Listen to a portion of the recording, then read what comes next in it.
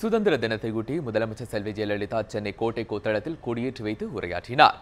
69வது சுதந்திர தினத்தையொட்டி கோட்டை கொத்தளத்தில் கொடியேற்றி வைத்த முதலமைச்சர் அதிமுக அரசின் பல்வேறு நலத்திட்டங்கள் குறித்து பேசினார்.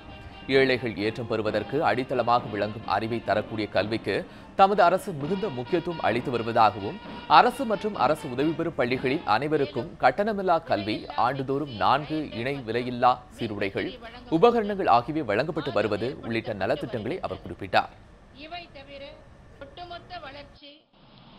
69வது சுதந்திர தினத்தை கொண்டாடும் இந்த தருணத்தில் சுதந்திர போராட்ட வீரர்களை கௌரவிக்கும் வகையில் அவர்களுக்கு தற்போது வழங்கப்பட்டு வரும் ஓய்வூதியம் 10,000 ரூபாயிலிருந்து 11,000 ரூபாயாகவும்,